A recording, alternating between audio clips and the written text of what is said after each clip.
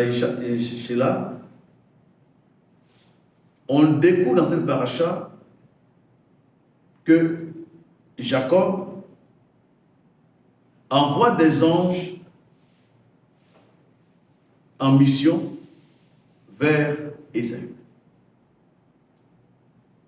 Cela nous amène à comprendre que les anges ont un rôle important à jouer.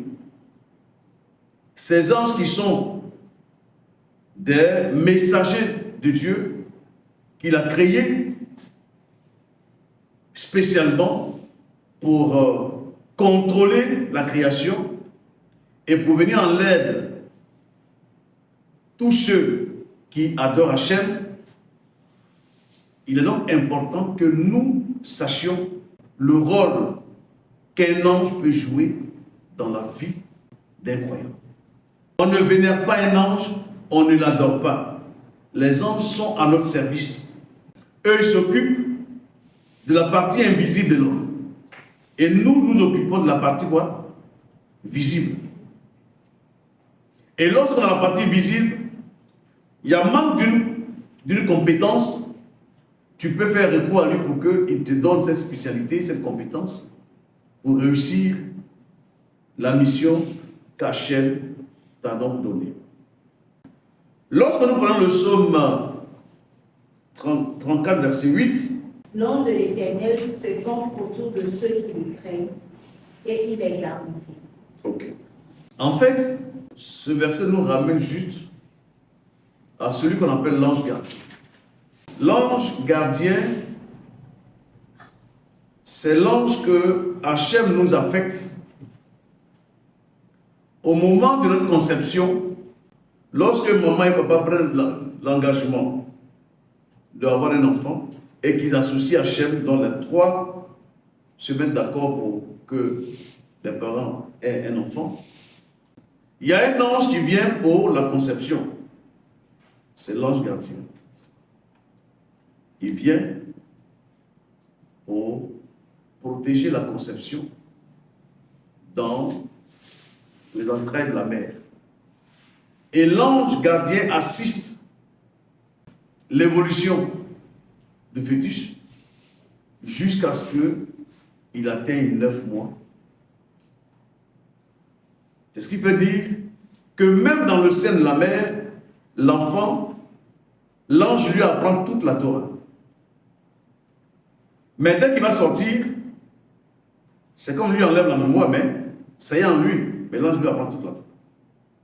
Donc, l'ange l'assiste jusqu'à ce que l'enfant, il naisse. Lorsqu'il est encore adolescent, il est auprès de l'enfant. Jusqu'à ce qu'il devienne jeune, il est auprès de lui. Parce qu'il a 3 rôles à jouer. L'ange est chargé de veiller sur la vie de cet enfant durant tout son séjour sur la terre ici. L'ange gardien est chargé de le protéger, d'assurer sa sécurité jusqu'à ce qu'il soit majeur. L'ange gardien est chargé de le conduire dans la mission pour laquelle Dieu l'a fait venir sur la terre. Cet ange est aussi chargé de veiller sur son nom et sur ses intérêts sur la terre ici.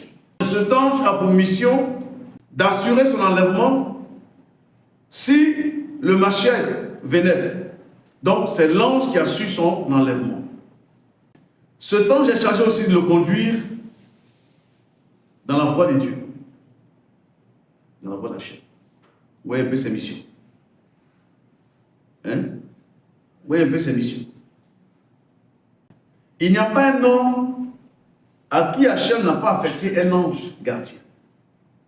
Mais nous sommes éloignés de nos anges à partir de nous-mêmes, de notre manière de vivre et de faire. L'ange ne vit que par la prière, par l'étude de la Torah. C'est ce qui le rapproche de l'homme. Vous savez, il y a des anges qui sont aujourd'hui sur la terre ici, et dans les personnes qui devaient encadrer, elles sont complètement loin. Autant que la personne n'est pas morte, l'ange ne pourra pas quitter la terre pour aller au ciel. Le blé d'attendre. C'est pourquoi nous disons aux uns aux autres qu'il est important que chacun connaisse le nom de son ange gardien. Parce que lui, il est chargé de te conduire dans ta mission terrestre. Il sait ce que tu dois devenir. Et c'est pourquoi Dieu l'a envoyé pour t'orienter et te conduire dans ça. Lorsque nous prenons la Torah, tous nos patriarches et nos ancêtres ont bénéficié de l'appui des anges. Ce n'est pas nous qui sommes en proie à beaucoup de difficultés, qui n'ont pas besoin de connaître et de profiter de leur service auprès de nous.